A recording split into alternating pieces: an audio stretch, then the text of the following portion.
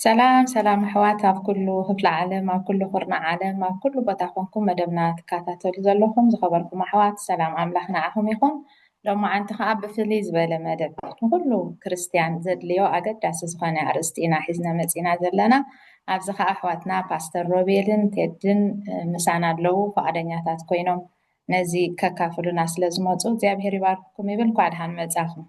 እሞ ናይ ሎማዓንቲ መደብና ስቲዋርድሽፕ ወይ ከዓኒ መጋቢነት ዝብል ኣርእስቲ እዩ ክኸውን ካብ መጀመርያ ክሳብ መወዳእታ ሓቢርኩም ምሳና ክትከታተሉ ብፍቅሪ ኣምላኽ ነዕድመኩም ኣለና። መጀመርያ ፀሎት ጌርና ክንጅምር ኢና እሞ ኣነ ፀሎት ክገብር እየ ንፀሊ። ሰማያዊ ኣምላኽና ነመስግነካ ብሓቂ ነመስግነካ እግዚኣብሔር ኣምላኽና ነዚ ቃልካ ከተምህረና ንስኻ ማእከልና ስለ ዘለኻ ተመስገን። ኣምላኸይ ንዛረቦ ዘበለ ኩሉ ከዓ ካባኻ ክኾነልና ንሰማዕትና ከዓ ልቦም ከተዳሉ ካብዚ ሕጂ እናዳልዎ ብዙሕ ነገር ክመሃሩ ንስኻ ኢኻ መምህርና እሞ እግዚኣብሔር ኣብ ማእከልና ተረኺብካ ከምቲ ዘድልየና ጌርካ ክትምህረናን ክትመርሐናን ንፅሊ ካብ መጀመርያ ክሳብ መወዳእታ እዚ መደብ ክሳብ ንውድኦ ንስኻ ማእከልና ክትርከብ ንዕድመካ ኣለና። እዚ ኩሉ ስለተሰምዐና ከዓ ነመስግነካ ብሽም የሱስ ኣሜን ኣሜን። ሓራይ ኳ ደሓን መጻኹም ኣሕዋት ከምቲ ዝበልናዮ ብዛዕባ መጋቢነት እስከ ገለ ካብቲ ኣብ መፅሓፍ ቅዱስ ተዋሂብና ዘሎ ብዛዕባ መጋቢነት ጠቕሲ ሓንቲ ከንብበ እሞ ናብቲ ቀዳመይቲ ዝበልኳ ክንበእተዊ ትኾነና ሕቶ ክንከይድ ኢና። ኣብ ቀዳማይ ቆሮንቶስ ከንብበ ቀዳማይ ቆሮንቶስ ምዕራፍ ኦኬ እስኪ እንታይ ብለና ምስናይ እዚ ከዓ ካብ መገብቲ ነፍሲ ወከፍ እሙን ኮይኑ ክርከብ የድሊ እዩ ትብለና ይብለና እሞ እታ መገብቲ ትብል ወይ ከዓ መጋቢነት ትብል ቃል ኣብዚ ንረኽባ ኣለና ሕጂ። እስከ እዚ መጋቢነት ዝብል ኣብ ካልእ ክፍሊ ናይ መፅሓፍ ቅዱስ እውን ክንረኽቦ ንኽእል ኢና እሞ እንታይ ማለት እዩ? መጀመርያ እቲ ትርጉሙ መፅሓፍ ቅዱሳውን መንፈሳውን ትርጉሙ እዚ መጋቢነት ዝብል ሲ ብኸመይ ኢና ንገልፆ? ፓስተር ሮቤል እዛ ሕቶ በኣኻ የጅምር። ኣባይ እዚ መጋብነት ዝብል ቃል እቲ ናይ ብሓቂ ወይ ካብ ግእዝ ዝመፅእ ቃል ክኸውን ይኽእል ኣይፈልጥን፣ ወይ ከዓ ትግርኛ ክኸውን ይኽእል ኣይፈልጥን። ኣምሓርኛውን መጋብነት እዩ ዝብሎ ግን እቲ ምንጩ ካብ ግእዝ እዩ ዝመስለኒ። እቲ ኣብ መፅሓፍ ቅዱስ ዘሎ እቲ ስቲዋርድ ዝብል ቃል ግን እቲ ዝመፀሉ ናይ ግሪክ ቃል መቸ መፅሓፍ ቅዱስ እቲ ሓድሽ ኪዳን ካብ ግሪክ እንድዩ ተፃሒፉ፣ እቲ ብሉይ ኪዳን ከዓኒ መብዛሕትኡ ኦልሞስት ሙሉእ ክንብሎ ንኽእል ብዕብራይስጥ ቁሩብ ከዓኒ ብኣራማይክ ተፃሒፉ። ሕጂ እቲ ናይ ግሪክ ቃል ኣብኡ ዘሎ ዘረዳእና እንታይ እዩ? ልሙድ ዝኾነ ነገር ነይሩ እዩ ኣብቲ እዋን እቲ እንታይ እዩ ሓላፍነት ወሲዱ ንናይ ጎይቱ ወይ ከዓኒ ነቲ ሓላፍነት ዝሃቦ ኣካል ዘመሓዳድር ማለት እዩ። እዚ መጋቢነት ዝበሃል ማለት እዩ። ናቱ ንብረት ኣይኮነን፣ ኣብ ናይ ካልእ ሰብ ንብረት እዚኣ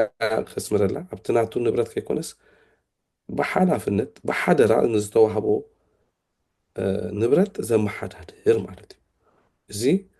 መጋቢ በሃል ማለት እዩ። እዚ ስቲዋርድ በሃል ማለት እዩ። እንታይ እዩ ዝጠልብ? ናይ ግድነት እሙን ክኾን ኣለዎ። ምስ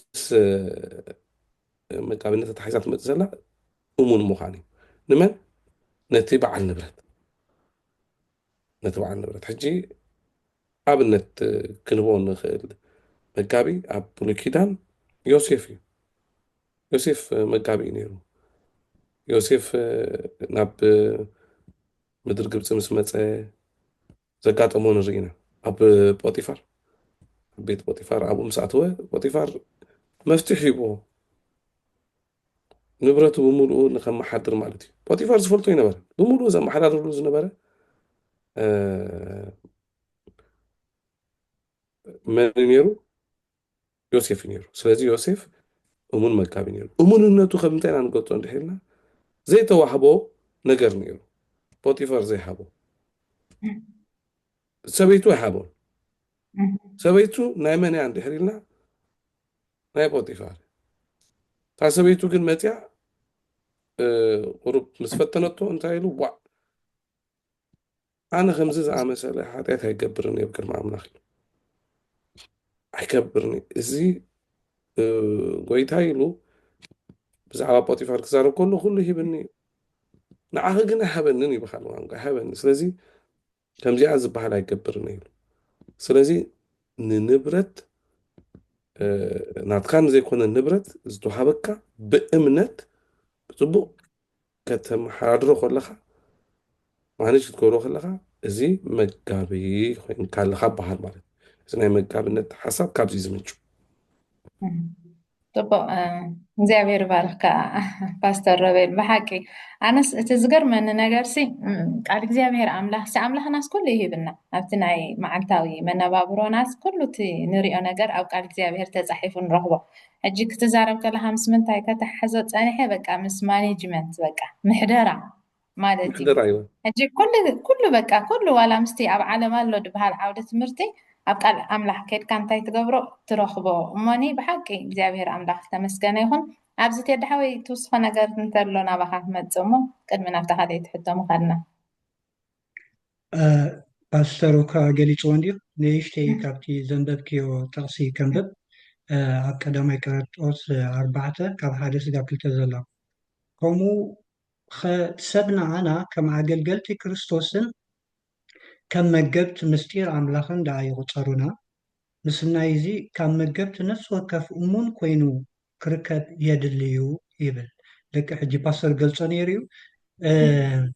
ጎይታ የሱስ ክርስቶስ እውን ነቶም ሓዋርያት እንታይ ድዎም ነይሩ ክትስዕቡን እትኮይንኩም ሲ ነፍስኩም ቅበፁ ኢልዎም ነይሩ እዚ ሕጂ እንታይ ማለት እዩ እታ ነፍሲ ኣንሕና ናይ ውልቅና ይኮንና ናይቲ ዝፈጠረና እያ እቲ ዝፈጠረና ድማ ንዕኡ ከነገልግሎ እቲ ንዓና ንክንናባበረሉ ዝፈጠሮ ነገር ብግቡእ እናመሓደርና ባህሪ ናይቲ ዘለኣለማዊ ኣምላኽና ከነንፀባርቕ እዩ ሕጂ ኣምላኽና ኣብ ሰማይ ዘሎ ኣምላኽ ሲ ኣብ ምድሪ ዘለዉ ፍጡራት ሓጥኣን ይኹኑ ፃድቃን ይኹኑ ማዕረ ገይሩ እዩ ዘፍቅር ማዕረ ገይሩ ከዓኒ ፀጋ ይህቦም ፀጋ እዚ ናይ ፀሓይ ነገር እንተሪእናዮ ማይ ዝስተቱ ኮይኑ ኩሉ ማዕረ ንኩሉ እንታይ ይምግብ ኣንሕና ሕጂ ናይቲ ዝፈጠረና ስለ ዝኮንና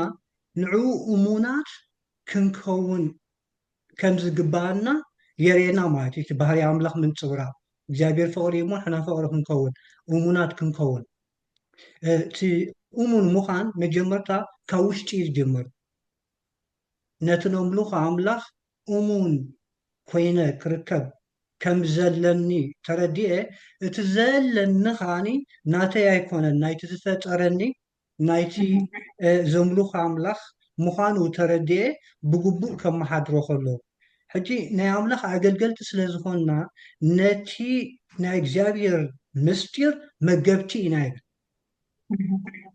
ሕጂ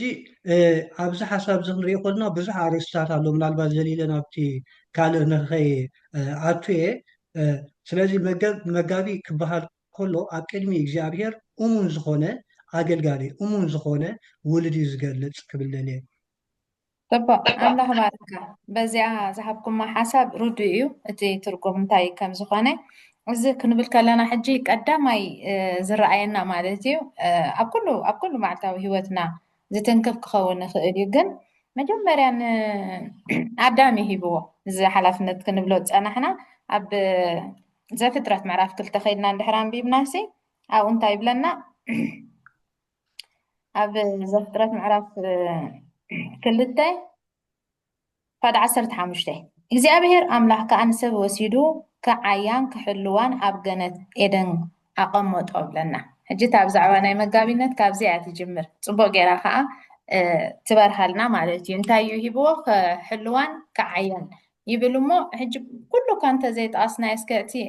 ኣጠቃልል ኣቢልና ኣብቲ መዓልታዊ ሂወትና ሲ እንታይ እንታይ የጠቃልል እዚ መጋቢነት ዝብል ቃል ምናልባት ኣብነት እናሰነኹም እንተሂብኩምና ከዓ ብሩህ ይኸውን በዚ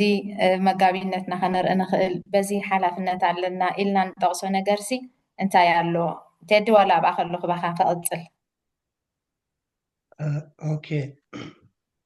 هراي بمسرة تحته مجابينات كبحال كله أمون نايجزاي بهرا قلقالي كنبل تاني عندنا لك كمتي عقديمكي زنببكي وتغسي إجزاي بهر نسب نخفتري على مانيرو نسب نخفتر كاني اتقدم السب زتفتره قدامي معلت خلاي معلت سالساي معلت رابعي معلت خمساي معلت شادشاي معلتي إلو زفترة فطرات كله عقداس دير سلازي إذا كل فطرات فتيرو مس وداء نودسة ذليو زبالة بمولو عدالي مس وداء نسف فتيرو نسف مس فترة خاني انتهي إلى عزيزو تزازي عيايا إلو عيايا حجي أبز حجي انتهينا نمار تمعياي آدم هيوانن نتستوهبهم إيو كملو خلو نسي إجزابيهر حبيروم يسرح اللو مالك يتعامل الله زهابهم حادرة بقو بو كقتلو اللو حجي إجزابيهر زودون سنقا كقتلو اللو سلازي إتنا إجزابيهر فقط انتهي نيرو عبتم قداموت فطرات ويدما ولدنا نعملخ أموم كينكا تركب كينكا تتزازال لك تتزاز كعب جبري كتوعلو لك حجا آدم نايسرح سبي نيرو تستوهبو بعملخ أموم كينو زترخ بسبي نيرو سقابتا حاجات زقبر مالتي سقابتي كابتا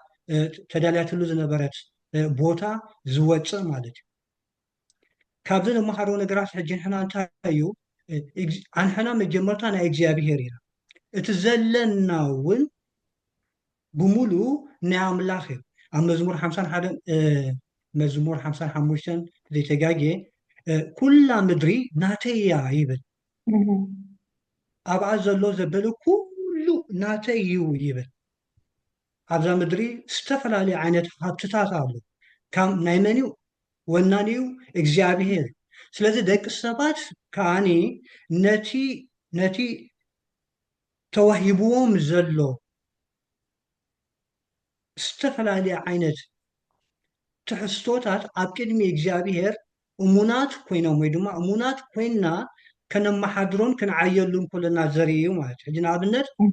قدامي بجزينا جزي هذا كابتي ناي مقابلنت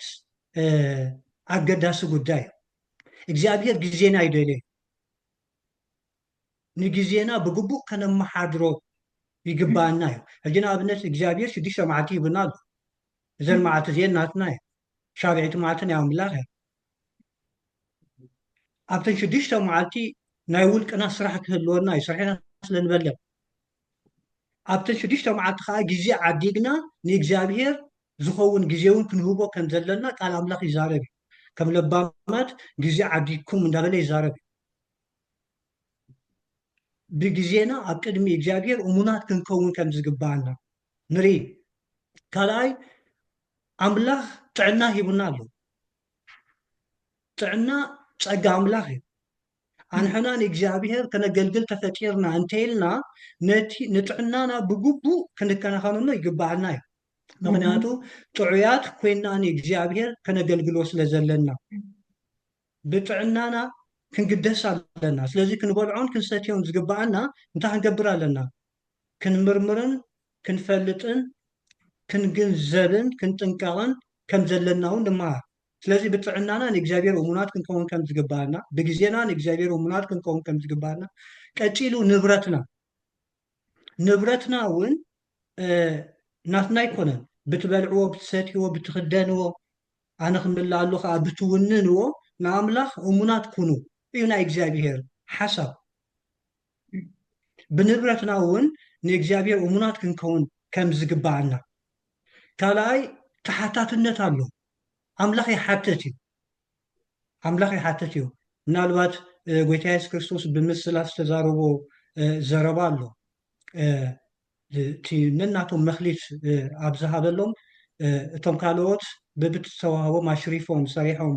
ኣፍርዮም ክመፁ ከለዉ እቲ ሓደ ግን ቀቢርዋ ነይሩ እቲ ዝቐበራ ተሓቲት እዩ ኣብቲ ናይ መወዳእታ ጥፍኣት ከም ዝተቐጨ ኢና ንርኢ ማለት እዩ ትምስል ኣብ ዘርኦ እዚ እንታይ እዩ ተሓታትነት እውን ኣለና ኣንሕና ነብስና እንተዘይጥንቀቐላ ተኮይንና ክንሕተት ኢና ብግዜና እሙናት እንተዘይኮይንና ክንሕተት ኢና ብንብረትና እውን እሙናት እንተዘይኮይንና ክንሕተት ኢና በቲ ዝተዋህበና ውህበት ነፍሲ ወከፍና ውህበት ተዋሂብና ኣለና በዚ እውን እሙናት እንተዘይኮይንና ክንሕተት ኢና ሕጂ እቲ መጋቢነት ኣብዚ ዘጠቓለለ እዩ ካልእ እውን ክህልዎ እዩ ፓስተር ክውስኸሉ እዩ በዚ እሙናት ክንከውን ከም ዝግባእ ንምሃር ማለት እዩ ስለዚ ኩልንትናና ዘበለ ኩሉ ናይ እግዚኣብሄር ካብ ኮነ ነቲ ዝተዋሃብናዮ ብግቡእ ጥዕናዊ ብዝሓለወ ፍቓድ ኣምላኽ ብዝኾነ እሙናት ኮይንና ኣብ ቅድሚ እግዚኣብሄር ከነገልግል ናይ እግዚኣብሄር ቃል ወይ ድማ መፅሓፍ ቅዱስ ይዛረበና እዩ ፅቡቅ ተዳሓዊ ኣምላኽ ባርካ ዳርጋተን ቀንዲ ጠቂስካ ኢና ኣለካ እሞ እታ መጀመርያ ጠቀስካያ ጠቕሲ ወሳኒት እያ ምናልባሽ እሳ እንድሕር ሓሲብካ ኮንካ ከም ብበልካ ናይ መዝሙር ዳዊት መበል 50 ፈቅዲ 12 ኣላ ምድርን ምልኣታ እናተ እያ እሞ እንተ ዝጠም እኳ ኣይምነገርኩካን ትብል ኣላ እንደገና ኣብ ምዕራፍ 24 እውን ኣላትና ኣብቲ ፍቅዲ 1-2 እግዚኣብሄር ንምድሪ ኣብ ባሕሪ ሰሪትዋ ኣብ ሓይዙን ኣፅኒዕዋ እሞ ንሳን ምልኣታን ዓለምን ዝነብርዋን ናት እዮም ሕጂ ዋና ኣለዋ ማለት እዩ ትዝሓተና ከዓ ዋና እዩ ትዝክርዎ ዲኹማይ ትዝክርዎ ንድዒ ሓንቲ ደርፊ ነይራ ኣብ ሂወተይ ከም ድሌተይ ትብል መሰለይ ናፅነተይ ትብል ሕጂ ሂወትና እውን ናትና ኣይኮነትን ማለት እዩ ኣብ ሂወተይ ከም ድሌተይ ክትብል ከለካስ ንሂወትካ ባዕልካ ክትውንና ኣለካ እሞ ናይ ብሓቂ ዋና ከም ዘለና እቲ ዋና ከዓ በቲ ዝሃበና ሓላፍነት ከዓ ከም ዝሓተና ፅቡቅ ጌርካ ገሊፅካ ኣለካ ኣምላኽ ባርካ ተዳሓዊ ፓስተር ሮቤልካ ኣብዚ ይወስኸና ናይ ብሓቂ ዝኾይኑ ዝውሰኽ ነገር የብሉን ብጣዕሚ ብፅቡቅ መገዲ እንዲተገሊፁ እታ ክውስኻ ዝሓሰብኩ ከማነይ ብዛዕባ እቲ ዋና ትብል ከዓኒ ብፅቡቅ መገዲ ገሊፅክ እያ ሕጂ ብዛዕባ መጋቢነት ክንዛረብ እንድሕር ኮይናስ ሓንቲ ከነስምረላ ዝግባአና ነገር ኢለ ዝሓስብ ፍልይ ዝበለ ካብቲ ንስኹም ዝበልኩሞ ከም መራጉ ድኾን ኢለ ዝሓስቦ እንታይ እዩ ናይ ጎይትነት ጉዳይ እንታይ ኢና ንብል ዘለና መቸም ሓደ መጋቢ እንድሕር ኣሎ ናይ ግድነት ከዓ ጎይታ ክህሉ ኣለዎ በዓል ንብረት ክህሉ ኣለዎ በዓል ንብረት ተዘይሃልዩ መጋቢነት የለን ካብዚኣ ትምንጩ እቲ ዋና ሓሳብ ትፍልስፍና ኣብዚ ዝምንጩ ስለዚ ኣዳምን እግዚኣብሄር ኩሉ ነገር ፈጢሩ ንኣዳምን ንሄዋንን ኮፍ ኣቢሉስ ኣብቲ እሱ ዘመሓደሮ ነገር እዩ ኣብቲ እሱ ዝፈጠሮ ነገር ንከመሓድሩ ይበሉ ምድሪ ናይ መን እያ ናይ እግዚኣብሄር እሶም ግን ኢንፋክት ዋላ ነዛ ምድሪ እኮ ምልእዋ ግዝእዋ ተባሂሎም እዮም ናይ መን እያ ግን እታ ምድሪ ናይ እግዚኣብሄር ግን ብሓላፍነት ይብዎም እሶም ግን ንምድሪ ክውንንዋ ደልዮም ዓበይ ነገር ሕጂ ዘሎ እንታይ እቲ መጋቢ ምዃኑ ምዝተርፍ እንታይ እዩ ዝኸውን ጎይታ ንክኸውን ነቲ ጎይታ በዓል ዋና ክኸውን እቲ ዓብይ ኩናት ከዓኒ ናይ ዋንነት ጉዳይ ሕጂ ዘላ ኣዳምን ሄዋንን ካብታ ፅቡቕን ክፉእን ተፈልጥ ኦም ክበልዑ ከለዉ ወነንቲ ንክኾኑ እዮም በቃ መገብቲ ክንኮን ኣይንደልዩና ምድርን ናትና እያ ሕጂ እቲ እግዚኣብሄር ዝሃበካስ ናትካ ትገብሮ ማለት እዩ እሺ ኣብ ማቴዎስ 24 ሓደ መጋቢ ነይሩ እቲ ጎይታ ምስ ከደስ ሓላፍነት ይብዎም በቃ ክመፅእ የልዎም በቃ እቲ ሓደ መዓልታዊ ታስርሑ ፅቡቅ ገይሩ የመሓዳድር የብል እቲ ሓደ ግን በቃ ይመፅን እቲ ጎይታ ኢሉሲ ነቶም ዝሰርሑ ሰባት በቃ ሰላም ኣሲንዎ ከም በዓል ዋና ኮይኑ ብጣዕሚ ጨኒዎ ማለት እዩ እቲ በዓል ዋና ምስ መፀ ሽዑ እቲ ጎይታ ምስ መፀ ግን እቲ ሓደ እታ ዴይሊ እታ መዓልታዊ ዝገብራ ነገር ክገብር ረኪብዎ تخال أيجن እንደገና ከሳላጢ ከሳኢ ከብል ከጭንቅ ረኺብዎ ማለት እዩ ንምንታይ ከም በዓል ዋና ገይሩ ስለ ዝሓሰበ ማለት እዩ ሕጂ ንሕና እንታይ እዩ እቲ ዝዓበየ ኮንሰፕት ህይወት ናይ መን እያ ናይ እግዚኣብሔር እያ ንሕና ናይ እግዚኣብሔር እዩ ካብዚ ኢና ክንብገስ ኣለና ብፍጥረት ጥራይ ኮንናን ከዓ ናይ እግዚኣብሔር ኮይንና እንደገና ከዓ ዋጋ እውን ተኸፊለልናስ ናይ እግዚኣብሔር ኮይንና እዩ ስለዚ ሕጂ ንሪኦ ዘለና ብምሉእ እቲ ብፍላይ ኣብዚ ነብረሉ ዘበን እዚ ኢንዲቪጁዋሊዝም ዝበሃል the whole concept of individualism እንታይ እንድሕርና ንስኻ ኢኻ ኩሉ ወሳኒ ማለት እዩ ከም ውልቀ ሰብ ሕጂ እቲ ሓቂ ትበሃል እውን ገዛ ርሳ ኦብሶሊት ንኩሉ ዝሓቅፍ ዓለም ለኻዊ ዝኾነ ሓቂ ተሪፉስ ኣርማ ዝኾነ ሓቂ ተሪፉስ ሳብጀክቲቭ ኮይና ንስኻ ኢኻ ንዓኻ ሓቂ ዝኾነ እዩ ሓቂ ንስኻ ኢኻ ጎይታ ዝብል መፂ ማለት እዩ ስለዚ ንሕና እንድሕር ከም ጭርሖ ይኮነትን እታ ኢየሱስ ጎይታ እዩ ኢየሱስ ጎይታ እዩ ኢየሱስ ጎይታ ኢልካ ንክትጭርሕ ወይ ከዓ ከም ሓደ መፈክር ገይረ ክትብሎ ከይኮነሲ እንታይ ደኣ ዘላ ተዓባይነት እንድሒልና ኩሉ ናቱ ምዃኑ ፈሊጥና ንዕኡ እሙን ኮይንና ከምታ ቴዲ ሕጂ ዝገለፀልና ግዜ ኣካልና ጥዕናና ማለት እዩ እንደገና ፅሑፋት እኳ እየን ብዛዕባ ኣካልናስ ጳውሎስ ዋ ኣይትፈልጡን ናይ መንፈስ ቅዱስ ማሕደር እኳ ኢኹም ቤተ መቅደስ እኳ ኢኹም ብዋጋ ተገዚእኹም ኢኹም ተዓዲግኩም ኢኹም ናትኩም ኣይኮንኩምን ስግለሲ ብስጋኹም ጎይታ ክብሩ እዛ ብስጋኹም ጎይታ ክብሩ ትብል ቃል በቲ ዘበን እቲ ብጣዕሚ ዓባይ ቃል እያ ንምንታይ እንድሕር ኢልና በቲ እዋን እቲ ስጋ እዚ ኣካል ብናይ ግሪክ ኣተሓሳስባ ርኹስ እዩ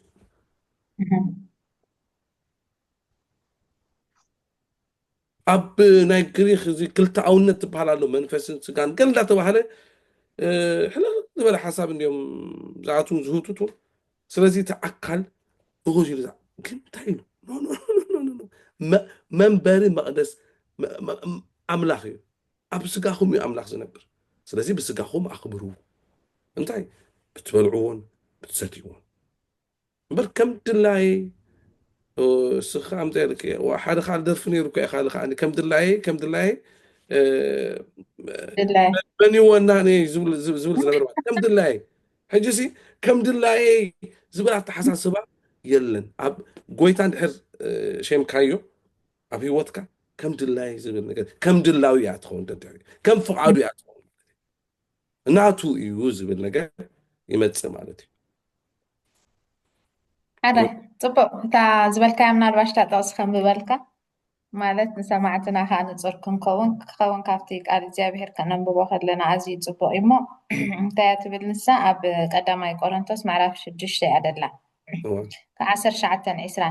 ብዋጋ ተዓዲግኩም ኢኹም እሞ ስጋኹም ቤት መቅደስ ኣባኻትኩም ዘሎ ካብ ኣምላኽ እተቐበልኩሞ መንፈስ ቅዱስ ምዃኑ ናይ ርእስኩም ከም ዘይኮንኩም ኣይትፈልጡን ዶ ኢኹም ስለዚ ብስጋኹም ንኣምላኽ ኣኽብርዎ ትብለና ማለት እዩ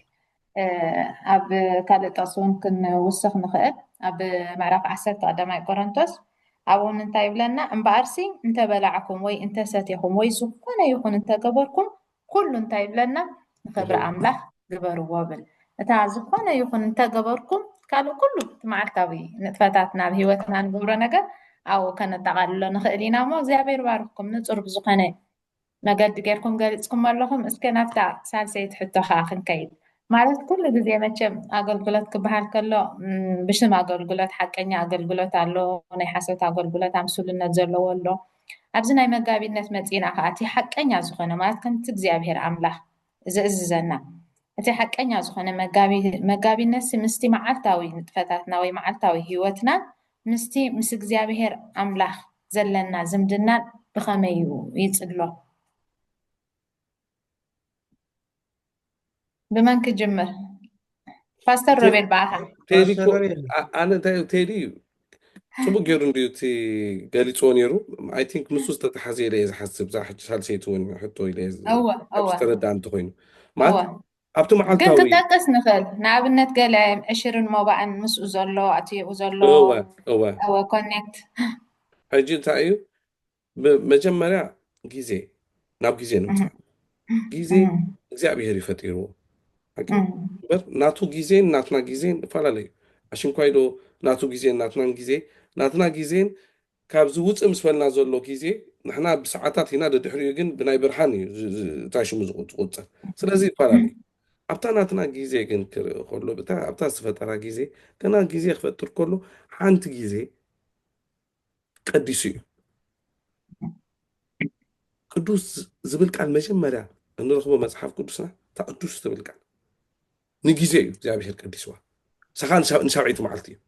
ኣብተን 6 መዓልቲ ፈጢሩ ሻብዒቲ መዓልቲ ከዓኒ እግዚኣብሔር ኣምላኽ ቀዲሱ ኣብ ኣሕሪሩ በቃ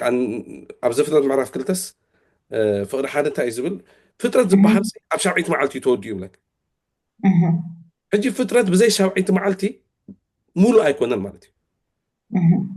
እዚኣ ፅቡቅ ጌርኩም ትረድለይ ፍጥረት ብዘይ ሻብዒቲ መዓልቲ ሙሉእ ኣይኮነን እዚ ናይ ፍጥረት ታሪክ ኣብ ሻብዒቲ መዓልቲ ይኮነን ወዲ እዩ ኣብ ሻብዒቲ መዓልቲ እዩ ፈፂሞ እዩ ዝብለ ስለዚ ሻብዒቲ መዓልቲ ዘየማልአ ፍጥረት ኣይኮነን እግዚኣብሔር ፈጣሪ እዩ ክንብል ከለና እታ ሻብዒቲ መዓልቲ ምስ ፍጥረት ተታሕዘት እያ ካብኡ ዝጅምር እምበረ ሓጢኣት ምስ ጀመረ ገለምታት ኣይኮነን ስለዚ ኣብኡ እታ መዓልቲ እግዚኣብሔር ኣምላኽ ባሪኽዋን ቀዲስዋን ይብለና እታ መዓልቲ ናተይ ኣብለና ኩሉ ግዜ ከዓ ናተይ እዩ ዝብለና ድሕሪ ኣብተን 10 ቃላት ከዓ መፅን ትእዛዝ ማለት እዩ እተን 10 ቃላት ዝብልሃ ዘፀኣት 20 ዘለዋ 10 ትእዛዛት ንብለን ማለት እዩ ኣብአን ከዓ ነታ 4ዒት ትእዛዝ ኮይና መፅን ዳሕራይ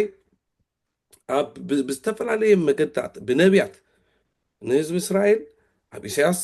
ክንሪኦ 58 ኣሎ 56 ንርኢ ሕዝቅኤል እሞ ከዓ ብዝተፈላለየ መገዲ ናይ ቅድስና ምልክት ከም ዝኾነ እንዳገለፀ እንዳበለ እዛ ሻብዒቲ መዓልቲ እዚኣ ናይ እግዚኣብሔር ሰንበት እያ ናትና ኣይኮነትን ይብል ናተይ እኳ እዩ ዝብል ባይዘወይ መዓልተይ ይብል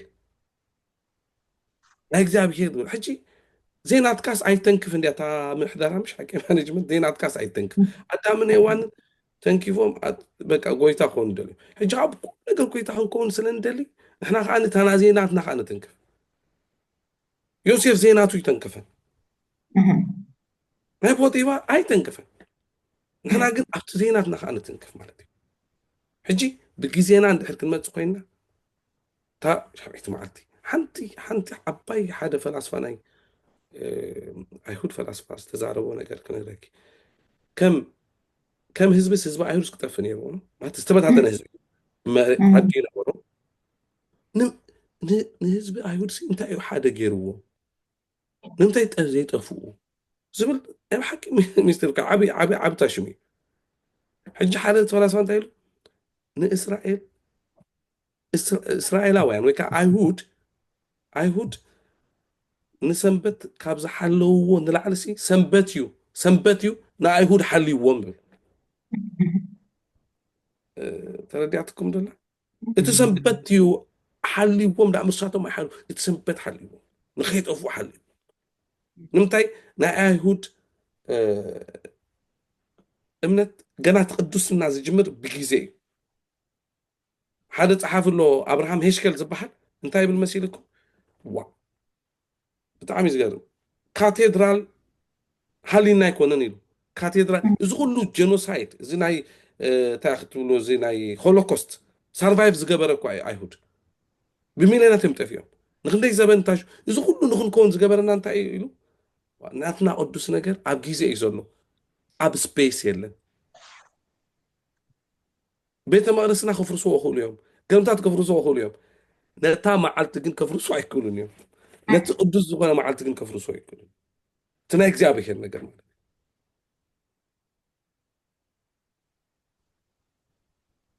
ስለዚ እታ ሻብዒቲ መዓልቲ ኣላ ካብ ግዜ ማለት እዩ እዚ እንታይ እዩ ንኣምልኾ ንቤተሰብ ዝኸውን ስራሕካ ኩሉ ሰሪሕና ታሽሙ ነገር ክስኡ ኢልና 7 መዓልቲ ጥራይ ክንሰርሕ ባሮት ኣይኮንናን ወይ ከም እግዚኣብሔር ከዓ ኣብዚኣ ሓንቲ ነገር እግዚኣብሔር ብጣዕሚ እዩ ዝገርመኒ ናይ መፅሓፍ ቅዱስ እግዚኣብሔር ጥራይ እዩ ዕረፉ ዝብል ካልእ ኣማልክቲ ዕረፉ ዝብል የለን سرحوا يا نايفر أندر عيبو خميد نير نايفر حسن عم تقول كي تعرفوا كويس بالتعميز أشنو أمنير እግዚአብሔር ግን ዕረፉ ይብል ህድኡ ይብል ዘዕርፍ ኣምላኽ እዩ ማለት ባህርያ ኮንካ ክልልልል ክትብል ኣይኮነ ሎሚ ሎሚ ሕጂ በቃ ዝገርም ነገር እዩ ማለት እቲ ናይ ጎይታና የሱስ ክርስቶስ ዕረፍቲ ኣሎ እንዲ ብዓብዩ እሱ ይኮንና ንብሎ ዘለና እሱ እውን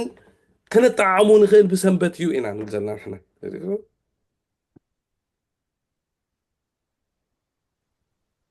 كله عركن ما كلاتنا كوبزي I think ترحسي حضر لك أنا حضر لني تيدي حضر له quality time يلي دو حضرنا سواء سويتن كعدلو دو يقبا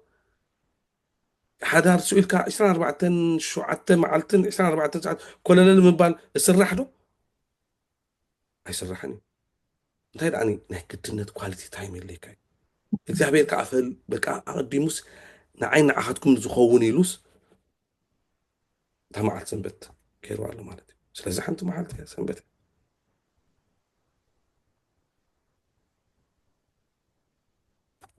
ሓንቲ ካልእ ክውስኹሞ ደድሕተን ካልኦት ከዓኒ ቴዲ ይበለን ኣነ ጥራይ በይነ ከይብል ኢለ ብዛዕባ ኣካልና እግዚኣብሔር ኣምላኽ እኮ ኣትሊስት መብዛሕትኡ ግዜ እዚ ንኣይሁድ ተዋሂቡ እዚ ንኣይሁድ ተዋሂቡ ንብሎ ነገራት ኣሎ እቲ መፅሓፍ ቅዱስ ርድኢትና ብጣዕሚ ቁንፅል ስለ ዝኾነ ብዛዕባ መጋግባ ንኣይሁድ ጥራይ ንምንታይ እዩ ዝህብ ወይ ከ ካልቸራል ንገብሮ ዘይኮነ ኣብ ዘላውያን ምዕራፍ 11 ኮ ክንሪኦ ከለና እኮ ምስ ቅድስና እዩ ዝተሓዞ ዘላውያን ናይ ቅድስና መፅሓፍ እዩ ኣነ ቅዱስ ኣምላኽ ስለ ዝኾንኩ ብለን ዝተፈለኹ ስለ ዝብል ማለት እዩ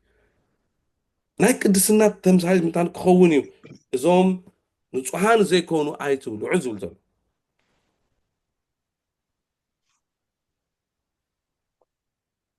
I think እቲ መጽሓፍ ቅዱስና ጽቡቅ ጌርና ስለዘይ ንርዶ ኣብ ጽቡቅ ጌርና ስለዘይ ጽንዓናዮ ኣብ ሓድሽ ኪዳን እንታይ ኢና ንብል በቃ ድሓን ኩሉ ከምኡ ዝበሃል ነገር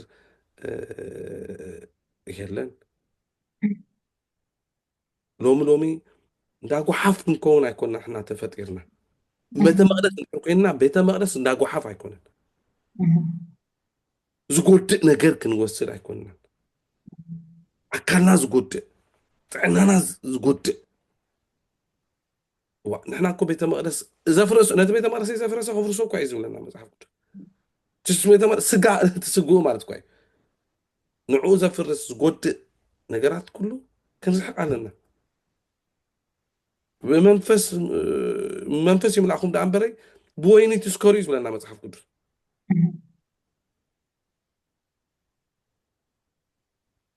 ስለዚ ንዓና ካብ ዝጎድእ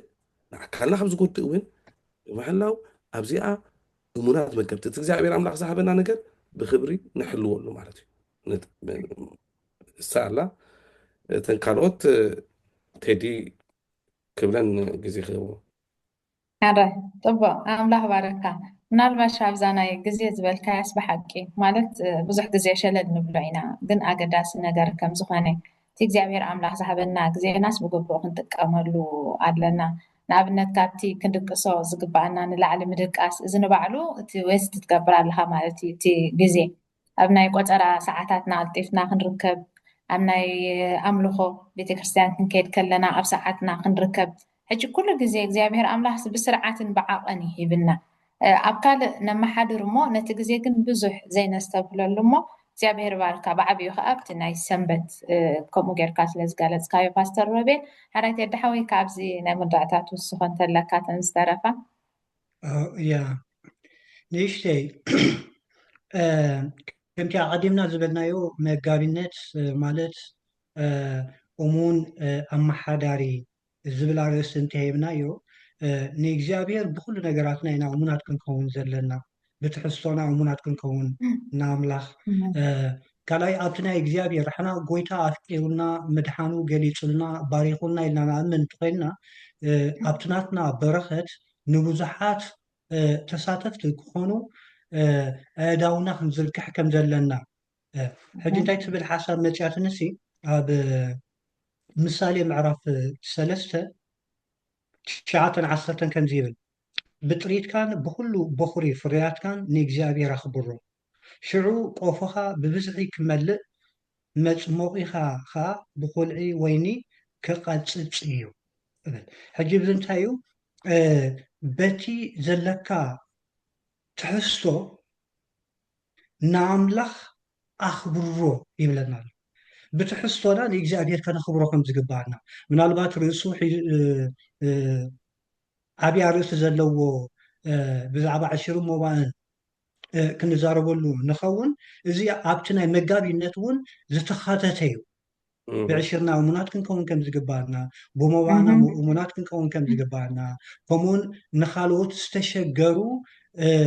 ካብቲ ዘለና ኣማቐልቲ ክንከውን ከም ዝግባአና እዚ ሕጂ ነስ ወከፍና ነዞም ንዛረብ ዘለና እውን ንምልከተና እዩ ንምሃር ኢና ዘለና ሓቢርና ኢና ንፅንዕ ዘለና ስለዚ ብኩሉ ነገራትና እሙናት ክንከውን ከም ዝግባአና በቲ ዘለካ ንእግዚኣብሔር እንታይ ግበሮ ኣኽብሮ ኣንሕና ንተፀገመ ሓዊ ክንልግሰሉ ከለና ንኣምላኽ ነኽብሮ ኣለና ከምኡ ድማኒ ብዕሽርና እሙናት ክንከውን ከለና ንእግዚኣብሔር ነኽብሮ ኣለና ብሞባእ እሙናት ክንከውን ከለና ንእግዚኣብሔር ነኽብሮ ኣለና እዚ ኣካል ናይቲ መጋብነት ምዃኑ እውን ክርዳኣና ክኽእል ኣለዎ ዝብል ሓሳብ ንእሽተይ ክህብ ስለ ዘለኹ ፓስተር ሮቢ ኩሉ ገሊፅዎ እዩ ኣለኹ ፅቡቕ ኣሕዋትና እግዚኣብሔር ባርኽኩም ብሓቂ ማለሲ በታ ሕቶ መሰረት ምስቲ መዓልታዊ ንጥፈታትና ወይ ሂወትና እንድያ ትብል ነይራ ኩሉ እንተዳሪእና እቲ እግዚኣብሔር ኣምላኽ ዝህበና ሕግን ስርዓትን ኩሉ ግዜ ንጠቕምና እዩ እቲ ንኣካልካ ክወድእ ዝኽእል ኣወግድ እንተይልካ እግዚኣብሔር ንሕና ብጥዕና ንነብር ዋላ እዚ መጋቢነት ዝብል እውን ምሕደራ በቃ ኣብቲ ገዛኻስኒ ከመይ ጌርካ ነተን ዘለዋኻስ ተካይደን ሕጂ ካብዚ ናይ መፅሓፍ ቅዱስ ብዙሕ ትምህርቲ ክንወስድ ንኽእል ኢና ክርስቲያን ኮንካስ ከምዚ ወጃህላይ ክትከውን የብልካን ብዘይከውን ሓደ ሓደ ግዜ ከምዚ ኣብዚ ናይ መንግስቲ ስራሕ ኣብኡ ኣነ ተመክሮ ስለ ዘለኒ ስለ ዝሰራሕኩ ሕጂ ዋጋ ስለ ዘይከፈልካሉ ኣብኡ ብዙሕ ተጥፍእ ንኣብነት እዚ ኤፎር ፔፐር ኣሎ ካልእ ዝኾነ መሳለጥያታት ስኒ በቃ ኣብ ገዛኻስ ዘይትገብሮ ነገር ማለት እዩ ኣብቲ ንስኻ ትውንኖ ነገር ግን እግዚኣብሔር ኣምላኽ ግን ብኩሉ ነገር እሙናት ክንከውን ከም ዘለና ኩሉ ዋጋ ኣለዎ ዋላ ንሕና ዋጋ ውፅኢና እንተዘይከፈልናዮ ካብ ጅባና ግን ንሕና ከም ክርስትያናት ግን ኣብ ኩሉ ነገራትና ዋላ ኣብ ገዛና ዋላ ማይ ገሊእ ክኸውን ይኽእል ገንዘብና ክኸውን ይኽእል ሕጂ ብግቡእ ምጥቃም ማለት እዩ ሕጂ ምብቃቕ ደይኮነሲ እቲ ኢኮኖሚ ዝበሃል ማለት እዩ ብግቡእ መዓላ ብዘይ ግቡእ መዓላስ ዝጠፍእ ነገር ክህሉ ከም ዘይብሉ እሞ ነቲ መዓልታዊ ንጥፈታትና ከዓ በዚ ይጠቕመና እሞ እግዚኣብሔር ኣምላኽ ዝተመስገነ ይኹን ነዚ ዝኸውን ነገር እውን ኣብ መፅሓፍ ቅዱስ ስለ ዘንበረልና እሞ ኣሕዋትና ኣምላኽ ባርኽኩም ኣብዚኣ ክንውድእ ኢና ዝኸበርኩም ሰማዕትና በዚ ሕጂ ዘቕረብናዮ ትሕዝቶ ወይ ቃል እግዚኣብሔር ኣምላኽ ተባሪኽኩም ክትኮኑ ተስፋ ንገብር እዚ ኣገዳሲ ዝኾነ ኣርእስቲ ከዓ ንካልኦት ሰባት ዘይበፅሖም ሸር ብምባል ከተካፍልዎ ብፍቕሪ ኣምላኽ ንሓተኩም ኣለና ሳብ ኣብ ካልእ መደብ ንራኸብ ሰላም ኣምላኽ ንዓኹም ይኹን ፀጋ ጎይታና የሱስ ክርስቶስን ፍቕሪ ኣቦን ሕብረት መንፈስ ቅዱስን ከዓ በብ ዘለናዮ ምስ ኩላህና ይኹን ኣሜን